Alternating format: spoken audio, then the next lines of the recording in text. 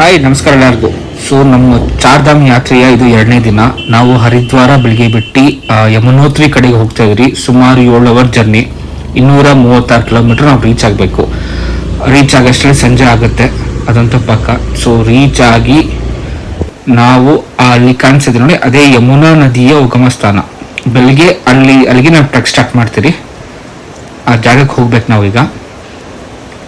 So ಬೆಳಿಗ್ಗೆ ಎದ್ದು ಬೇಗ ರೆಡಿಯಾಗಿ ನಮ್ಮ ಟ್ರೆಕ್ಕಿಂಗ್ ಸ್ಟಾರ್ಟ್ ಮಾಡಬೇಕು. ಸೊ ಮೊದಲೇ ರಿಜಿಸ್ಟ್ರೇಷನ್ ಆಗಿರುತ್ತಲ್ಲ, ಆ ಲೆಟರ್ ನಾವು ಕೊಟ್ಟಾಗ ಅವರು ನಮಗೆ ಟೋಕನ್ ಕೊಡ್ತಾರೆ.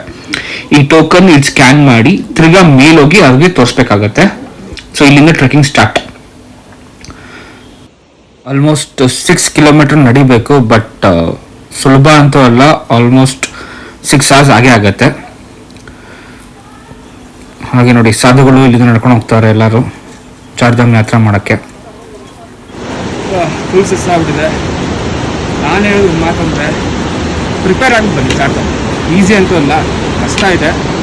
ಬಟ್ ಬರೋಕ್ಕಿಂತ ಮುಂಚೆ ಪ್ರಿಪೇರ್ ಆಗಿ ಸ್ವಲ್ಪ ವರ್ಕೌಟ್ ಮಾಡಿ, ನಡೀರಿ, ಜಾಗಿಂಗ್ ಮಾಡಿ, ಬನ್ನಿ, ಸ್ಟಾಮಿನಾ ಇನ್ಕ್ರೀಸ್ ಮಾಡಿ. ನಾವು ಬಂದಿರೋದು 4 ಕಿಲೋಮೀಟ್ರ್ ಬಂದಿದ್ವಿ, ಆಗಲೇ ಫುಲ್ ಬಾಡಿ ಕೈ ಕಟ್ತಾ ಇದೆ. ಇನ್ನೂ 2 ಕಿಲೋಮೀಟ್ರ್ ಇದೆ, ಹೋಗಬೇಕು. ಮೇಲೆ ಹೋಗ್ಬಿಟ್ಟು ನಿಮಗೆ ರೀಚ್ ಆಗದ್ಮೇಲೆ ವೀಡಿಯೋ ಮಾಡ್ತೀವಿ. Thank you.